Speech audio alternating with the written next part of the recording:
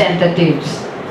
From this list, the Sanggunian would select two, for example, in a case like that. So, if the Sanggunian cannot choose from the list given by the LCE, there is a provision that the LCE submit to the Sanggunian another set of nominees. Parang judicial and bar council.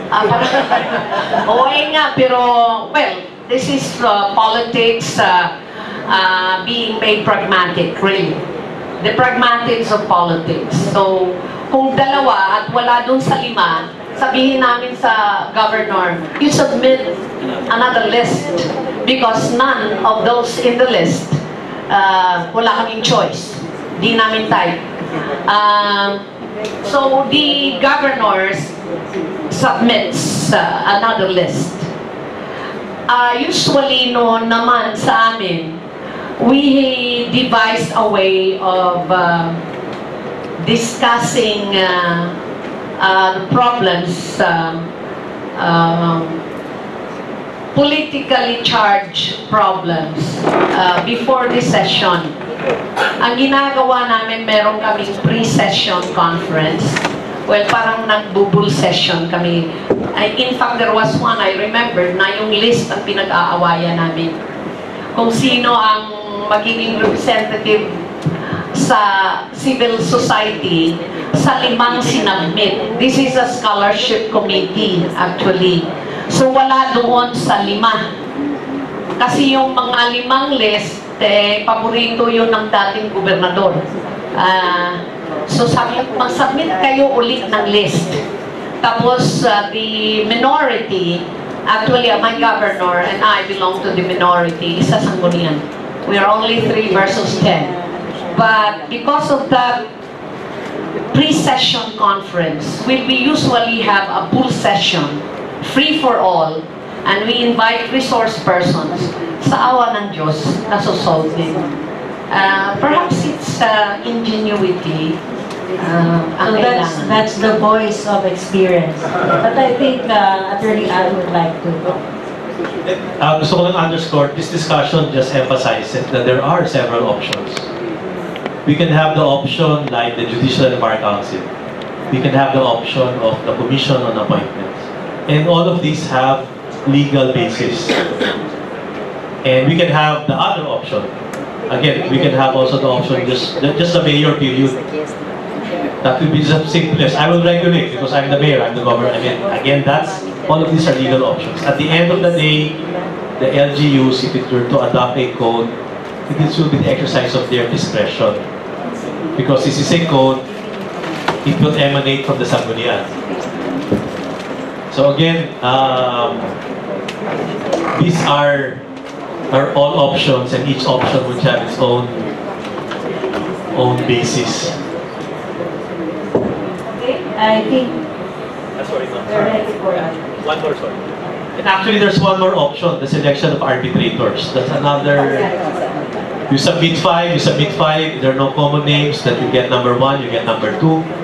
Again, there are several options of selecting members to a collegial body.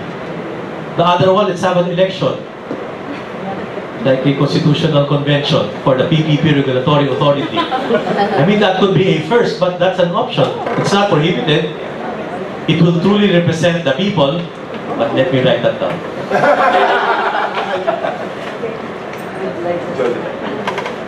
This is more for as an input to the code, because I'm not also a legal, I'm not a legal expert. But in our project, we are assisting also the cities review their investment codes.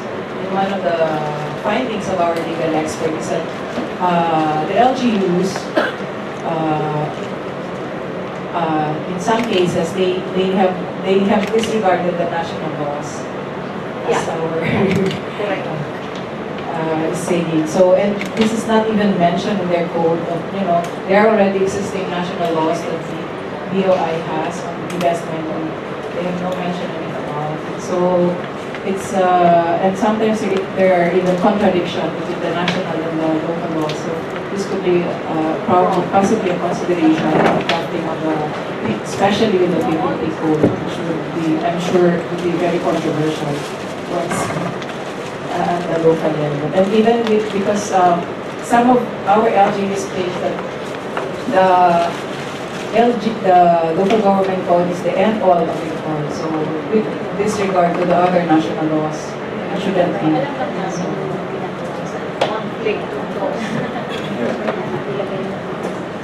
Okay, so I think those are inputs, no? It's not a question.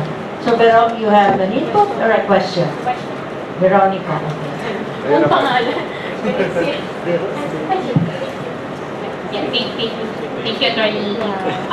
Yung questions lang po, question actually one lang. Kasi with cities kasi, different capacities eh. So, may sila ako ng mismatch. Kaya hindi na kami nag-o-offer na mag-PPP kayo kung sila nilang ready. I think that's why yung signaling, nagiging signaling mechanism yung PPP code. Kasi if you don't have this, might as well not think about it because it's a gruesome process. But I think the question ko for Attorney Agra is who lost a lot of weight. The last time I saw him, he's bigger than my dad. Since it is non-prescriptive, the proposed code, what are the non-negotiables? Kasi nga po may mga new entrants eh. Or this is it as it is for the management of the contract to work. Or do you have like you can live, okay, pag bago kasi kayo pwede nang wala yan. Or it has to be like a Bible, like the guide for LGUs to manage the contract work. You know what, at the end, I mean, at the beginning of the day, puro na kasi at the end of the day. At the beginning of the day, each LGU will adopt its own code. You know, and therefore, whatever form that is, whatever the contents are, it will be their code. If they refer to this code or some other code, because there are other codes elsewhere. There are, based on the research, there are five codes. But none of the codes we saw are local governments, more of state level or national level. At the end, this will be owned by the code. Again, as far as the ILG is concerned, the challenge for the ILG is to come out with a PPP Guideline 1 or PPP Guideline 2. Again, let me just be careful. The reason I'm saying using the word guideline, because if it were to curtail certain rights when there are no laws curtailing that right, that will amount to control. Again, there were initiatives to have a joint venture guidelines for LGUs, but that has not taken off. I mean, the LG can come out, we could revive that, expand it to cover PPP, and further expand it to include contract management. So, what we have before us is a proposal, and there could be other proposals. And what we're doing, we are transforming the template to suit specific realities of an LGU, which we did for Bohol, and which we're also doing for South Cotabato. So it is an exciting process. Downside to that, you can have as many codes as there are provinces. Yes. You can have as many codes as there are cities. On the other hand, let's just have it. Wag na tayo mag-code. And let's not have any framework. So it's a choice between two goods rather than two evils. So that's the challenge. There's no single formula. As we have discussed regarding the composition of the... Everything is right. It can take any form. So it becomes a choice. And whoever makes the choice owns that choice. Kaya madali maging consultant. There's no right or wrong answer. But once upon a time, I've been in your place. So right now, I'm savoring. By the way, I lost 48 pounds already. Sorry mama, in advertise. In 10 weeks.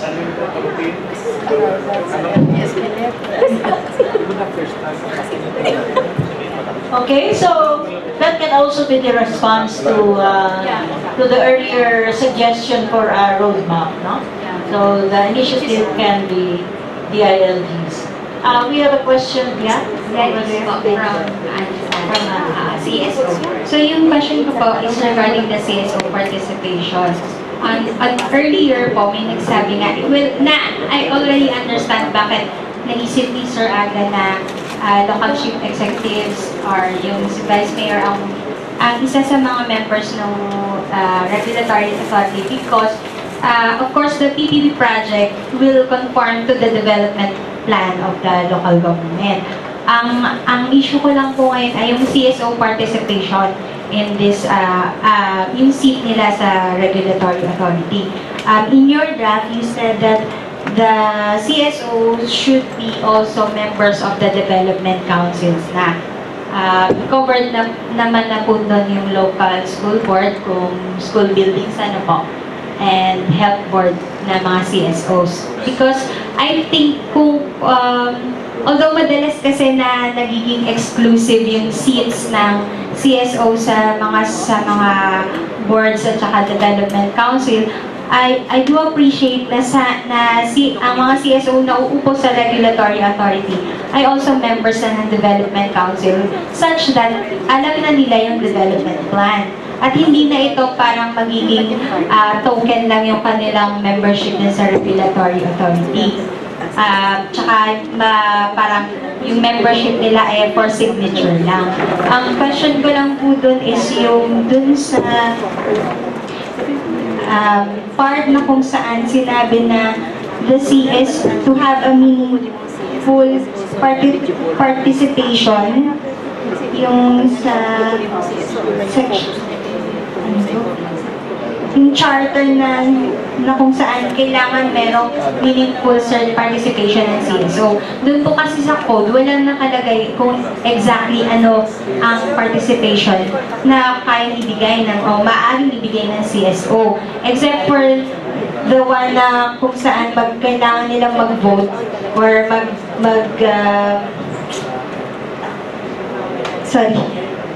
meron na pero isa lang sir, yung nilagay mo, hindi ko lang makita ngayon, yung na isang CSO ang pwedeng, contract management sir, sorry.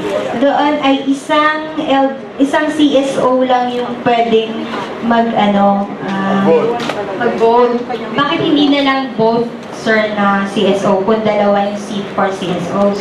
In the regulatory authority, it's 5 plus 2. Oo, bali 7 sir. Yung sa manual committee, it's 4 plus 1. Wala na si Mayor at si Vice Mayor. Vice Mayor. Sir, paano naman Actually, isang 3 plus CSO na mahuhulog? Again, pwede namang maging 3 plus 2. At walang problema yun. So, yun yan ang isang pang The other option is pwede sila mag-rotate. I mean, that's another option. Depende kung anong klaseng project, sir. Yeah. Again, we can expand all of this. Ang ko lang, may downside din if you only get the CSOs from those accredited. Yeah. Kasi some people perceive that those accredited are the friendlies. Yun nga, yun din Yun yung isang side. Pero you pointed out the advantage of having one. Kasi the reason why I proposed that, because if you were to include everybody, there might be difficulty in choosing the representative. Siguro, So yun yung... sir, sa pagpili ng CSO, depende na lang sa PPP project. Like for example, if it's a school building, Right. then you choose from the education sector ng mga CSOs. Yeah. Huwag kang magpapaupo-upo ng mga taga-health sector. Talagang tokenship na lang yung kanilang membership info. Tapos, yun yung aking issue, sir, sa CSO participation na kung pwede lang, like in GPRA, nakalagay dun yung kanilang mga roles and responsibilities as a CSO member. Pero sana hindi lang observer, but yun nga, may voting authority rin. Responsibility pala. Again, in the manual committee and voting sila. Nabasa ka, sir. Yeah. Ang isa pang naman pong comment, sir, medyo malayo doon, yung sa conflict of interest. Okay, kasi po, yung doon sa page 8, kailangan kang mag-declare ng mga members kung meron silang conflict. But the panel will decide kung kailangan niyang maupo pa rin o hindi na. Ang question ko lang is ba, kung may conflict of interest siya, ba't hindi na lang po automatic na hindi siya maupo? Kasi syempre alam naman natin na karamihan din naman ng, well, issue naman to at talaga naman may mga kwento na tungkol dito. Karamihan ng mga projects ay kasama si mayor or vice mayor dun sa, may kamag-anak siya dun sa ano. Yan lang po. On the issue of conflict of interest, you know, PPP contract management is inherently conflicted. Why? You're the implementer proponent as the party to the contract, meaning the LGU. At the same time, you're regulating yourself. So, talagang may conflict. The other option is you create another body which is not LGU based. So the PPP regulatory authority can be NEDA, can be DILG, can be a combination of all of this. Kasi nga, that's the problem with joint ventures. In a joint venture, you're a proponent, joint venturer, and at the same time, you're regulating yourself. Kaya again, we either change the composition of the regulatory authority and or strengthen CSO participation. Again, in my proposal, sinagad ko na siya to extend to voting in all the relevant bodies meron and the right to information, etc. Again, if there are other proposals to strengthen this, this was not in the earlier version of the proposed code. So, before we proceed, I would like to thank Attorney Al-Agra because he brought some copies of his PPP code. The first book that he has. And we are, those of you who may want to have a copy, you can ask Vero, if Vero has not given them all away. Please look at the back. Kasi before Secretary Robredo passed away, he was able to give a forward to the second reprint. So, this might have been his last forward. No, I'm not sure. And at the same time, what I plan to do is to publish the proposed PPP code too. With or without funding. So, nagparinig pa sa LGSP. No, I developed the PPP Code 1 because I love local governments in PPP. So it was a labor of love. And my institution spent for that. And I'm willing to do that for this again. Again, it should be a reference material, not the Bible. Okay, so para maliwanag lang po. So, yeah. Issue on templates. You see, the issue of the day is plagiarism. Well, it's intended to be a guide, so a template. And you have So you have consent. Yes, but to be fair, the explanatory note of the ordinance should bear an acknowledgement about the template. Okay. To Attorney Al-Agra. lack of appreciation. Part of truthfulness of legislation, that one should not assume authorship of another person's intellectual property. Okay, yeah, that's a good reminder. Now, before I call on anyone, we have a very significant representation here from NEDA. So may we ask somebody from NEDA if you have any comment or inputs to Dr. Agra's presentation. No, attorney, sorry. Good afternoon. Well, in the absence of an LGU code on PPP, I would like to inform the body that there is an LGU manual actually a PPP manual for LGUs that's posted in the PPP Center website. So the manual contains guidelines from the development process until implementation and monitoring of PPP projects. So, at present, we cannot actually say that LGUs are without guidance, because there are guidelines in place, and you can readily refer to the manual that is available at the PPP Center website. Hi, I'm Jen from Canada. In addition, dun sa PPP manual for LGUs, in 2009, we had several studies. It is actually, because we were, parang napo-foresee namin na yung magiging future ng government is the PPP. That's why, even before, even 2007, nag-start na yung studies namin for PPP. And we had several studies, and the output for those studies, for PPPs, are uploaded in the website. Some of those are sample contracts, which I think can be used by LGUs. We have 4 sample contracts. Andun na mismo yung yung parang ginawa ni Attorney Agra na by template, lalagay lang kayo ng it's actually template talaga, yung paano itsura ng contract. Tapos meron pa kami drafting tool. I think it's very useful for LGUs kasi andun yung, it covers the risk yung binabanggit ni Attorney Agra na we are advocating that risk management be done by everyone, LGUs and NGAs, no? So andun yung risk. Also, we have value for money strategies, and andun nga lahat yung sa LEDA website. We have lots of actually manuals or guidelines for LGUs and for everyone. Na you can view it from our website. Also, dun sa contract management, meron din yan mayroon din kami output for that. Pero personally, I'm very happy to see na meron contract management because it's really very difficult for the government to manage PPP contracts. Kasi alam namin na it's a very complicated. It's not parang normal na government contract kasi meron kang kapartner na private. That's why, way back pa nga, na-foresee namin na magkakaroon ng problem sa management of PPP contracts. That's why we have also that output for that monitoring and evaluation and contract management.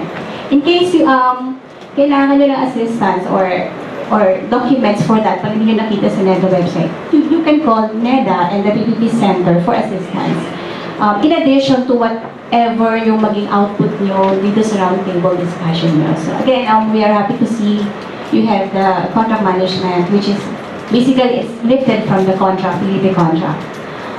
Also, yung nga sabi ni Attorney Pure, ang ganda ng PPP code 2 na nakita ko na nagawa ni Attorney Agra kasi andun yung mga essentials, no? Yung essentials.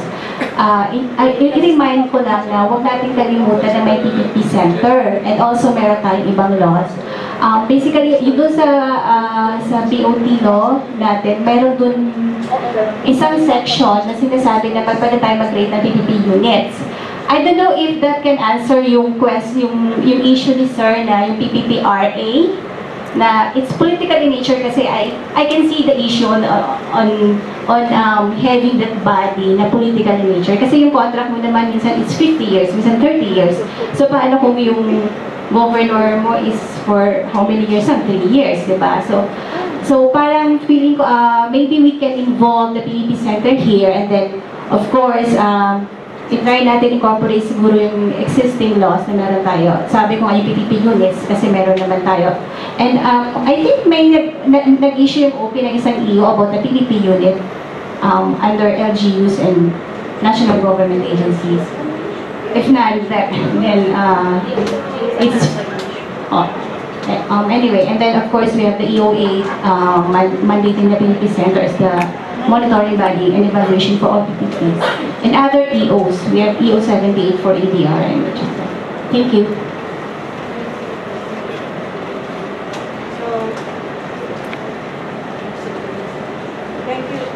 Thank you.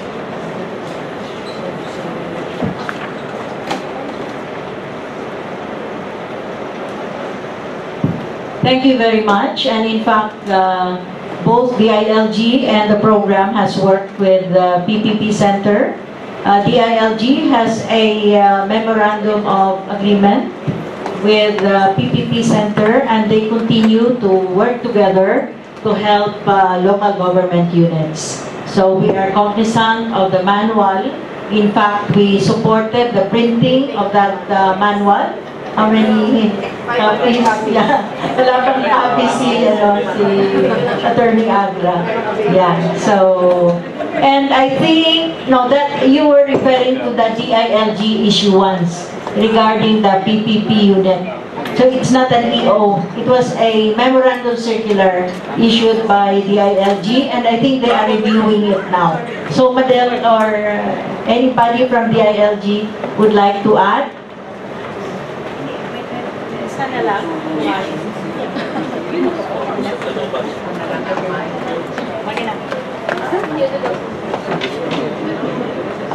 Yes, there was an issuance from the Office of the President. That's why all departments created their PPP units. And as a reaction also, or as a response also, the DILG enjoined local government units to create their, or establish their PPP subcommittees. And yes, is ongoing review with the PPP Center.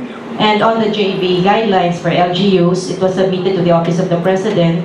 And we were advised to wait for the JV guidelines for national projects, which will be issued by NEDA. They said November, and we agreed with the PPP Center to table that out in our next meetings to push that, to pursue with the JV guidelines for LGUs.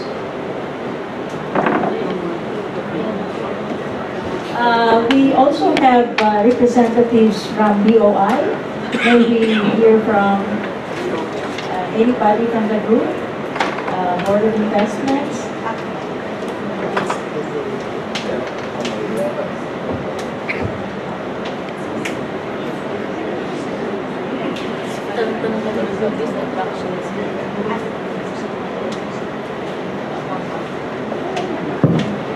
Actually, part of the function of the Domestic Marketing Department of the Board of Investments is to work closely with the DILG also with regards to the Local Investment and Incentives Code.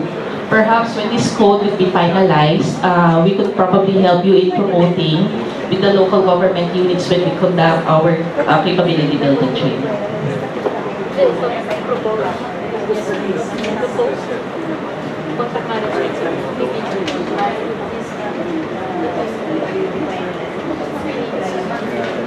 It's faster if you stay in the middle. I just would like to offer a general perspective that this really has excellent opportunity to accelerate development. This is really the objective. And I'm wondering, within this, you have a monitoring framework so you can assess whether it's having that effect and have an opportunity to set some benchmarks and review whether this really is accelerating development and getting investments on the ground faster.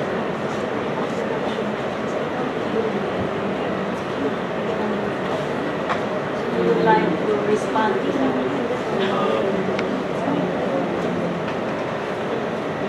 As far as I am concerned, I can't do everything. I can't be involved in everything.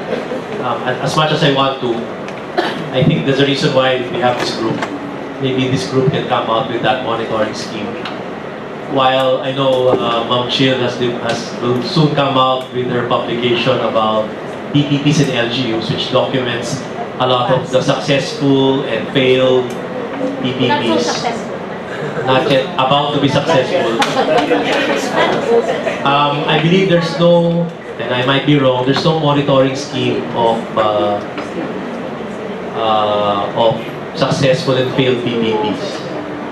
And there's no other better time to start than now.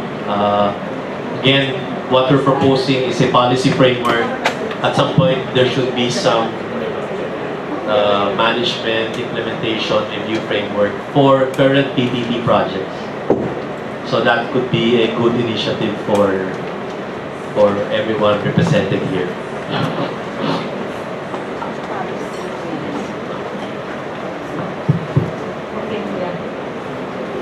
Thank you. I just want to raise 2 points actually. First is the possibility of the code to consider establishing, creating, or installing these local centers of excellence, particularly for PPP product management. The rationale of this is that in order for the LGUs to have a one-stop shop for contract management and to be able also to somehow not actually clone but replicate Alagras in the local government units, thereby providing accessible and available experts for the LGU in the contract management. Thus, this the possibility of creating, installing, or creating or installing micro or local centers of excellence for PPP contract management. The second point that I would like to raise is which relates to the topic that was just raised a while ago. It's on the rules of monitoring. Just like for the point of the regulatory authority, to whom should they be accountable? It's like who's monitoring the ones monitoring? It's like the check and balance concept. So that's my point. Thank you. So before I give the microphone to Attorney Alagra so he can respond to some of your questions, I just would like to point out that the PPP Center has a capacity development and knowledge management unit. And I think part of the mandate of that unit is really to disseminate information on PPP, advocate for PPP, and provide some tools on PPP. And they do provide assistance for project development in partnership, I think, with NEDA, particularly those at the regional level, because NEDA has the project development management PDMF facility, and I know that they are helping LGUs develop some of these project proposals for PPP. So I think, you know, it's really a matter of trying to find out what these resources are insofar as PPP are concerned, and then disseminating them properly. So I think we have some supply of this expertise and services. It's just that I guess LGUs don't know where to go. So it's a matter more of communicating it. So, turning on. I fully subscribe to that. At the field level, regional, provincial level, I suppose the stakeholders in terms of the one-stop shop would be local government, then the PPP Center, the ILG, and DUI. So there could be a composite group. Regarding the second point, who monitors the PPPRA is actually a question who renders accountable the local officials. It would be the people. And that's the reason why the civil society are not outsiders in my proposed code. They are in effect insiders, being part of the voting members, having the right to information, etc. So that's the proposal, which actually stems from the very concept that people are elected, local officials are elected, they can be recalled from office, they can be disciplined for depending on the ground, and again they're up for re-election. But again, accountability should not be confined to elections. Hence, you need these kinds of bodies to ensure participation from the civil society, even in local governance, which is the very heart of our 1991 local government code, the democratization. So this just fleshes out these policies. So we are being true to the spirit of the Constitution. We are being true to the spirit of the 1991 Local Government Code. Incidentally, 25 years ng ating 1987 Philippine Constitution. So we're celebrating our silver anniversary. Okay, any last question or last say? Yeah, I will give it to the gentleman. Attorney, it's just a clarification. I'm Patrick from the foundation. Sir, am I to understand that PPP Code 2 supplements PPP Code 1? Okay. So these two can be, how is it going to be implemented in the ESG? The reason why there are two, because at that time when I drafted the first, I was not really that knowledgeable regarding contract management. So it was in effect became sequential. If I were the mayor of a local government now, which I will never become one, because I don't intend to run for office, local office, even public office, I will propose one code which will combine 1 and 2. I mean, that's my proposal. That will be my agenda. But for those who have adopted one or in the process of adopting one, you can adopt another one, and you can adopt another one. So there's no stop to this. Again, you can always amend and make improvements. It's supplementary in the sense that where PPP code starts, PPP code 1 starts, this is where PPP code 2 begins.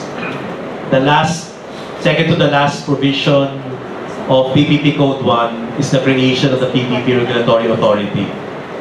But in the PPP code 2, the composition has been expanded and the powers have been fully amplified. So it could be two sides of one coin. And thank you, Reed, for attending this.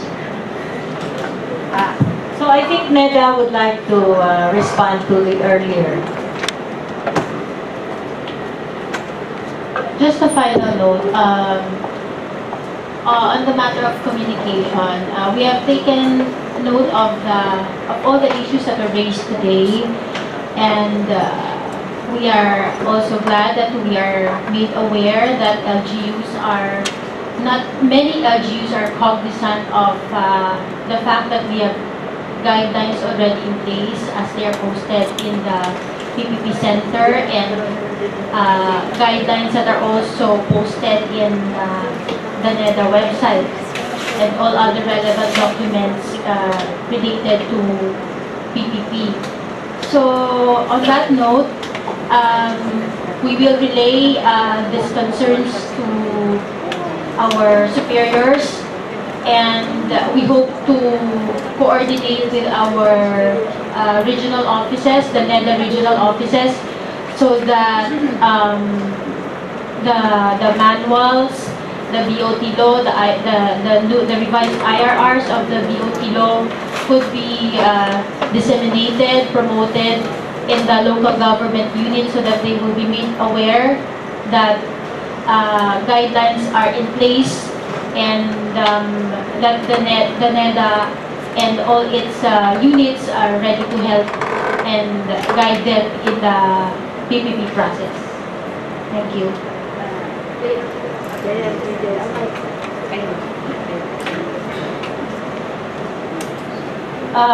Please don't forget the suggestion about the monitoring to find out what the impact of all these efforts are, no? With respect to increased investments. Yes, from DILG. Just for the information of NEDA new body, as mentioned by Attorney Hughes, that we have already a joint agreement with PP Center on capacitating LGUs with regards to the manuals printed by in support of the LGSP-LED. And there were already regional consultation workshops that were conducted all over the Philippines, and mostly of them were attended by local government units. So, ano na ito, ni-roll out na yung what NEDA have mentioned. So, it has reached the municipalities, the cities, and as well as the provinces regarding this manual. And continuous po yung monitoring din with regards of LGUs using these guides in the formulation maybe of their local investment code. In addition also, napapasalamat din ako because it's a very, yung pong presentation ni Attorney Agra is a very eye-opener for us because, you know, on our part, especially the BLGD, meron kaming program outcomes which is the business-friendly and competitive LGUs, and we're looking into one of the PPP as an approach for LGUs to be business-friendly and competitive. That's why, just like what we did, that we had already developed a guide for LGUs in the formulation of the local investment and incentives code. And our entry point at the LGU level is through our regional offices that we roll out this one. We train LGU, the regions, and at the end, they will be the one to provide the technical assistance. I'm again looking at this in the PPP code. Hopefully, we can come up just like the investment code. And marami na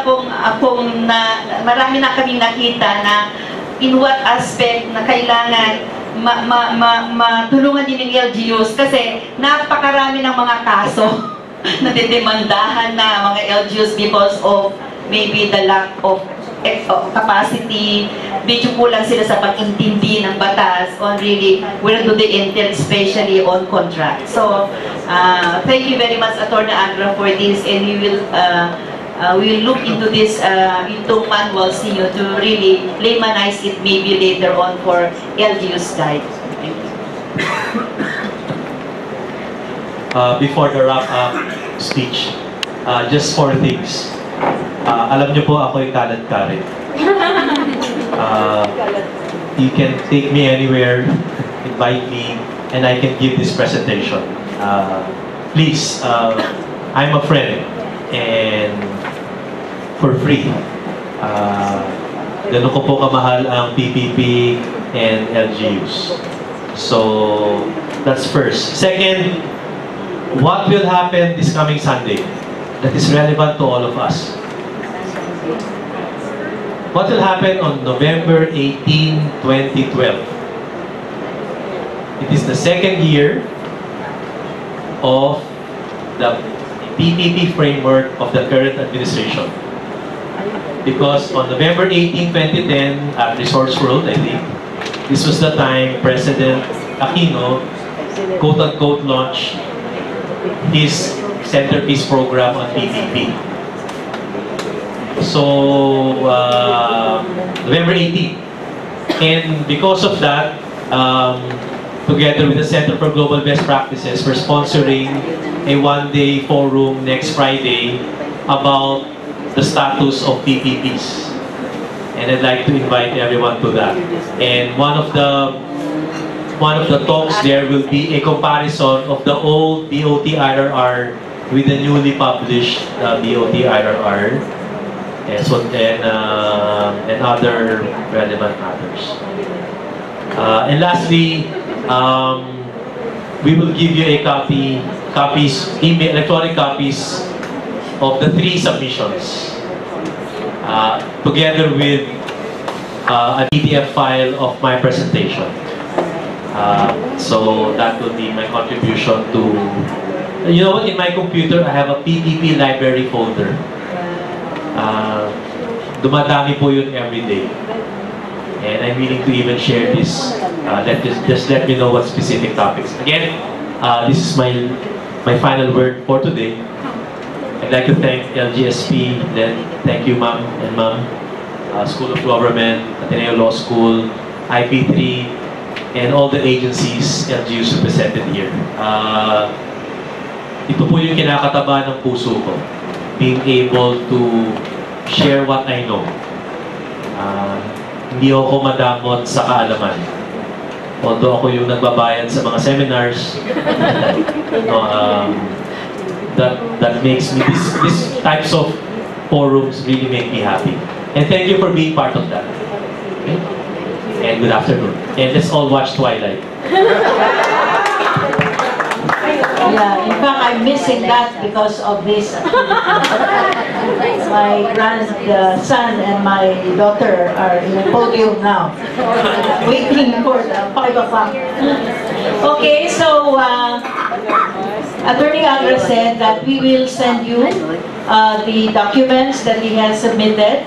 And apart from what you provided as comments this afternoon, we would very much welcome additional comments that you may have. And we will forward these comments to Attorney Agra as he finalizes his PPP Code 2 and contract management manual and annotation. So after Attorney Agra has finalized, we will submit this to the ILG. And I think it's DILG that will really, that can really push forward these tools. And of course, we would like to share this with all other agencies, particularly PPP Center. So we would like to call on Marian to give her final remarks. So yeah, without too much further ado, I really want to thank everyone for coming. The excellent questions on issues of madami, composition of regulatory body, inclusive growth, LG readiness and capacity, politics, questions of roadmap, importance of civil society, something we all feel very passionate about, monitoring scheme, but in particularly monitoring for fast tracking. I think that's an important point. The NEDA PPP Center as a resource to LGUs. And I guess the main thing out of today's session is that we will have a place to begin with the policy framework. And of course, there's other stuff that's already on the PPP NEDA website. There's also stuff that is out there, yung mga binanggit kanina ni Attorney Al, in terms of LGUs themselves who have done it. There's CDIA and as a resource as well. So I won't go into repeating what Attorney Eve said about Attorney Eve's points about next steps.